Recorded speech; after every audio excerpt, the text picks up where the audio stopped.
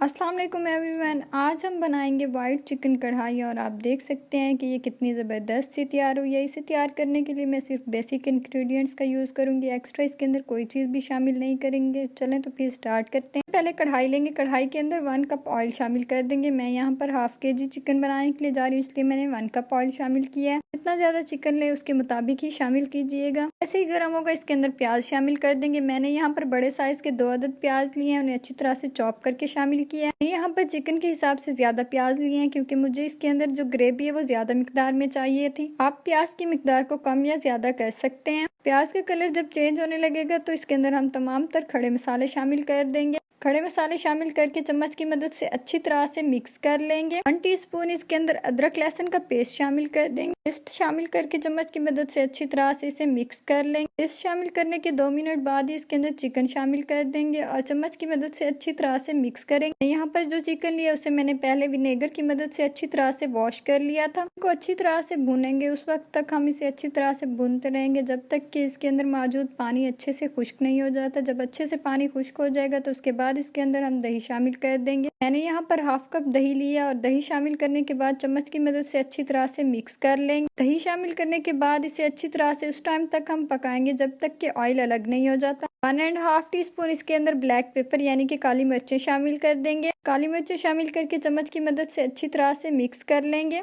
साथ ही इसके अंदर हम 1 टीस्पून नमक शामिल कर देंगे। नमक शामिल करने के बाद चम्मच की मदद से अच्छी तरह से हम इसे भूनेंगे। साथ ही इसके अंदर 4 से 5 अदद हरी मिर्चें शामिल कर देंगे। आप इसे चाहें तो स्किप भी कर सकते हैं। हरी मिर्चें शामिल करने के बाद चम्मच की मदद से अच्छी तरह से मिक्स कर लेंगे। जब आपको ये आइडिया हो जाए कि चिकन अच्छी तरह से फ्राई हो चुका है, ऑयल अलग हो चुका है और इसके अंदर बिल्कुल भी स्मेल मौजूद नहीं है, तो उसके बाद हम इसके अंदर क्रीम शामिल करेंगे। मैं इसके अंदर ऑल पर्स की क्रीम शामिल कर रही हूँ। आप अपनी मर्जी और अपनी पसंद के ब्रांड की भी शामिल कर सकते हैं। क्रीम शामिल करने के बाद चम्मच की मदद से अच्छी तरह से इसे मिक्स कर लेंगे। जब हमें ये आइडिया हो जाएगा कि क्रीम अच्छी तरह से मिक्स हो चुकी है, क्रीम शामिल करने के 2 मिनट बाद ही हम आंच को बंद कर देंगे। अगर आप इसके अंदर होममेड मलाई शामिल करें तो आप उसे अच्छी तरह से ज़्यादा देर तक पकाया करें, लेकिन जब आप ये क्रीम शामिल करें तो इसे ज़्यादा देर तक मत पकाया करें क्योंकि ये ऑलरेडी अच्छी तरह से पकी हुई होती है। चिकन कढ़ाई जो है वो तैयार हो चुकी है। अब हम इसे अलग से एक प्लेट में शामिल कर लेंगे। प्लेट में शामिल करने के बाद बारीक और लंबी कटी हुई हरी मिर्चों की गार्निश कर देंगे। साथ ही इसके ऊपर गरम मसाले की भी हम गार्निश कर देंगे। उम्मीद करती हूँ कि आपको मेरी आज की रेसिपी पसंद आई होगी। लाइक करना और कमेंट करना मत भूलिएगा। साथ ही मेरे चैनल को भी सब्सक्राइब कर दीजिएगा। इंशाल्लाह नेक्स्ट वीडियो में मिलेंगे एक न्यू रेसिपी के साथ। तब तक के लिए अल्लाह हाफिज़।